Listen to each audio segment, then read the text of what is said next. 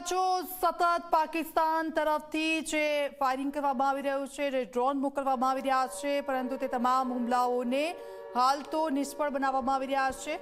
અને આ બધાની વચ્ચે એક મહત્વના સમાચાર, ગુજરાતના 18 જિલ્લાઓ છે તે સાથે સતત સંપર્કમાં છે વહીવટી તંત્ર। કચ્છ, બનાસકાંઠા અને પાટણ જિલ્લાના તંત્ર સાથે લાઈવ સંપર્ક। બોર્ડર એરિયામાં ડ્રોન દેખાતા જ ભારતે સતર્કતા દાખવી દીધી છે। શંકાસ્પદ ડ્રોનને હવામાં તોડી પાડવા ભારત સતર્ક છે। CM Bhupendra Patel emergency control room ખાતે પહોંચ્યા છે। ગાંધીનગર સ્થિત સ્ટેટ ઇમરજન્સી કંટ્રોલ રૂમમાં રાજ્યના મુખ્યમંત્રી છે અને ત્યાંથી સતત નજર રાખી રહ્યા છે સરહદી વિસ્તારો પર। કચ્છ, બનાસકાંઠા અને પાટણ જિલ્લામાં તંત્ર સાથે તેઓ લાઈવ સંપર્કમાં છે। બોર્ડર એરિયામાં ડ્રોન દેખાતા જ ભારતે હવે સતર્કતા દાખવી દીધી છે। શંકાસ્પદ ડ્રોનને હવામાં જ તોડી પાડવામાં આવ્યું છે, પરંતુ આ બધાની વચ્ચે રાજ્યના સરહદી વિસ્તારો છે કે આ શું સ્થિતિ છે। સ્ટેટ ઇમરજન્સી કંટ્રોલ રૂમ ખાતે રાજ્યના મુખ્યમંત્રી છે ત્યાં પહોંચ્યા છે અને સતત તેઓ લાઈવ સંપર્કમાં છે।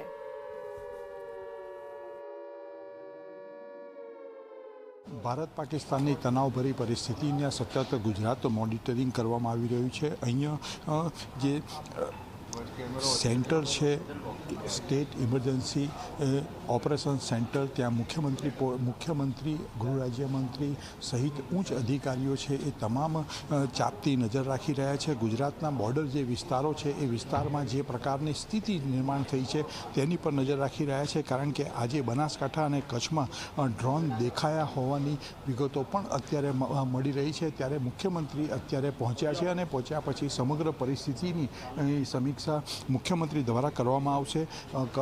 જે કચ્છ, બનાસકાંઠા, પાટણના જિલ્લા કલેક્ટરો સાથે પણ વાતચીત કરવામાં આવશે અને સાચી પરિસ્થિતિનો તાક મેળવવામાં આવશે। સુરક્ષા એજન્સીઓ પાસેથી જે માહિતી મળી છે એ માહિતી અંતર્ગત પણ સીધી રીતે જોવા જઈએ તો અહીંયાથી વિગતો મેળવીને એ અંતર્ગત ઇમ્પ્લિમેન્ટ કરવાની વાત છે। સરહદી વિસ્તારોમાં કયા પ્રકારની સુવિધાઓ જોઈએ છે એ તમામ વસ્તુઓ રાજ્ય સરકાર દ્વારા અહીંથી પૂરી પાડવામાં આવશે। સ્વાભાવિક છે કે સતત આજે બીજો દિવસ છે, બીજા દિવસે પણ મુખ્યમંત્રી, ગૃહ રાજ્યમંત્રી તમામ લોકો સ્ટેટ ઇમરજન્સી ઓપરેશન સેન્ટર છે ત્યાંથી આ ચાપતી નજર રાખે છે અને તમામ વસ્તુઓ સુરક્ષા એજન્સીઓ સાથે તાલમેલ મેળવવાનું અને સંકલન કરવાની કામગીરી પણ અહીંથી ચાલે છે। કેમેરામેન રમેશ ટોડિયા સાથે હિતલ પારેખ, જી મીડિયા, ગાંધીનગર।